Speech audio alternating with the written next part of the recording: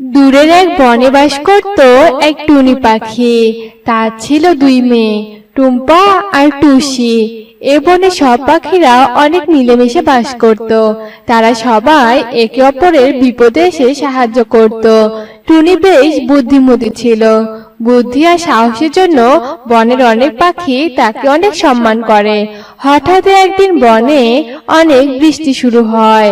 মা টুম্পা, টুসি, তোরা বাসাতেই থাক, আমি তোদের জন্য খাবার নিয়ে আসছি। কেমন? বৃষ্টিতে তোরা বাইরে যাবি না কিন্তু। ঠিক আছে মা, আমরা সাবধানে থাকবো। তুমি সাবধানে যাবে আর তাড়াতাড়ি বাসায় ফিরবে, কেমন? এরপর টুনি বৃষ্টিতে ভিজে ভিজে খাবার খুঁজতে বেরিয়ে পড়ে।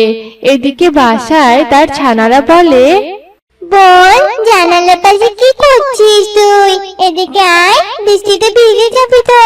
মনে নেই মা তোকে কি বলেছে? আরে, আমি তো দেখছি এই শব্দ কোথা থেকে আসছে, আর এত পানি বা আকাশের কোথা থেকে পড়ছে বলতো আপু? আসলে টুনির ছানারা এই প্রথম বৃষ্টি দেখছে। ধীরে ধীরে বৃষ্টি কমতে থাকে। এদিকে টুনি খাবার নিয়ে বাসার দিকে আসছিল। এমন সময় কালু কাকের সাথে টুনি দেখা হয়। আহারে টুনি, তুমি খাবার খুঁজতে বেরিয়েছো বুঝি? তো এত দেরি করে বাসায় যাচ্ছ কেন? তোমার না বাচ্চা আছে? আর তুমি জানো না যে বনে দুষ্ট এগুলো আছে? তাহলে এত দেরি করছো কেন? হ্যাঁ হ্যাঁ, জানি তো কালু ভাই, সেজন্যই তো তাড়াতাড়ি বাসায় যাচ্ছি। চলি তবে। এরপর টুনি এ কথা বলে টুনি আবারও রওনা দেয়। আসার পথে টুনি দেখতে পায় যে দুষ্টু ঈগল মিনু পায়রার বাসায় তার বাচ্চাকে খাচ্ছে। এই ঈগল, দাঁড়াও বলছি, ছেড়ে দাও এই বাচ্চাদেরকে, ছেড়ে দাও, ছেড়ে দাও ওদের বলছি, না হলে কিন্তু খুব খারাপ হয়ে যাবে। এই টুনি, তুই আমাকে ভয় দেখাচ্ছিস? আমার শক্তি কত তুই জানিস না? আমার কাজে বাধা দিস না, না হলে তোকেও খেয়ে ফেলবো, বুঝছিস? দুষ্টু ঈগল মিনু পায়রার 3টি বাচ্চার মধ্যে 2টি বাচ্চা খেয়ে ফেলে, আর বাকি একটাকে টুনির জন্য খেতে পারে না। তারপর ঈগল সেখান থেকে ছুটে পালিয়ে যায়। এমন সময় মিনু পায়রা সেখানে হাজির হয়। হায় হায়, এ কি হলো আমার? আমার তো সব শেষ হয়ে গেল। এখন আমি কি করব? কেঁদো না মিনু পায়রা, কেঁদো না।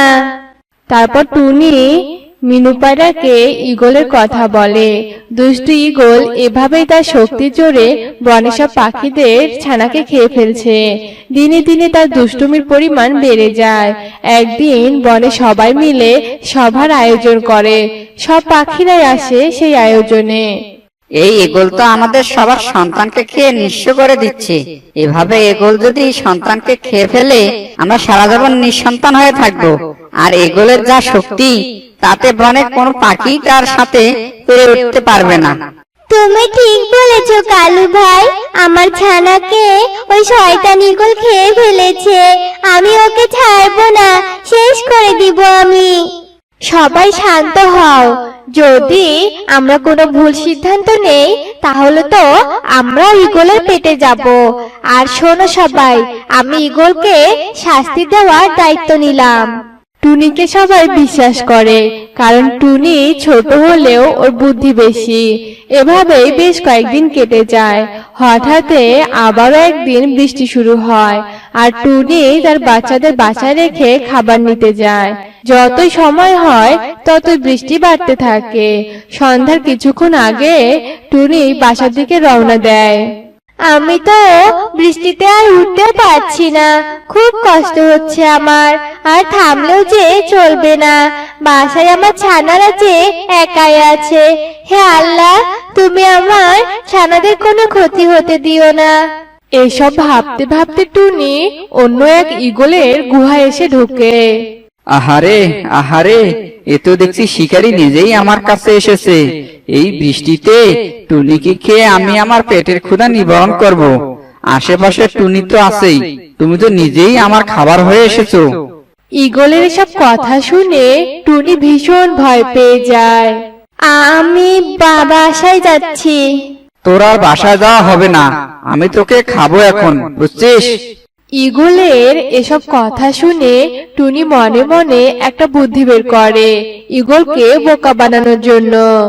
না, তুমি আমাকে খেতে পারবে না, কারণ তুমি জানো আমার স্বামীও একটা ঈগল। আমার স্বামীর ক্ষুধা লাগার কারণে আমাদের দুটো বাচ্চাকে খেয়ে ফেলেছে, আর সে বলেছে আজকে সে আমাকেও খাবে। আরো বলেছে যে তার সমকক্ষ এই বনে কেউ নেই, আর আমার স্বামীর নাকি খুব শক্তি, তাকে শক্তিতে নাকি কেউ হারাতে পারবে না জানো।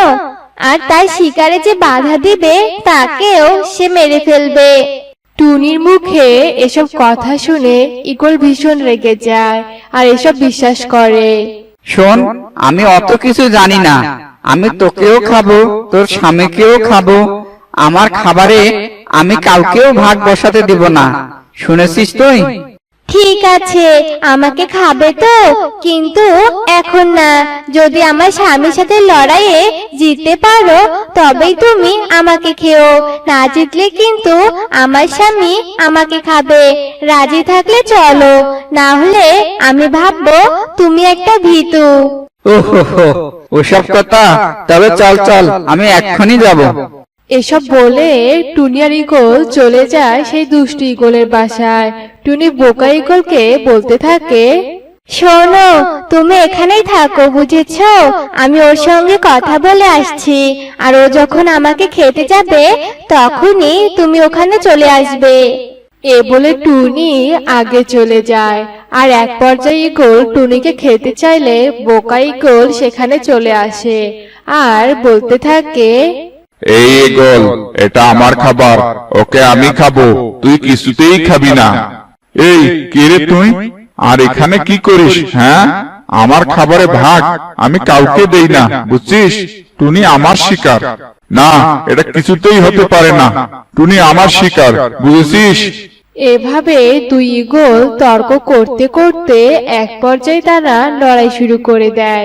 তারপর তারা দুজনে আহত হয়। তখন টুনি ওদের কাছে গিয়ে বলতে থাকে, দেখলে তো দুষ্টু ঈগল, শুধু শক্তি আর ক্ষমতার জোরে সবকিছু জয় করা যায় না, বুদ্ধিও প্রয়োজন আছে। এসব বলে টুনি খুশি মনে বাড়িতে চলে যায়। আর সেদিন থেকে টুনি তার দুই ছানাকে নিয়ে অনেক সুখে শান্তিতে তার দিন কাটাতে থাকে।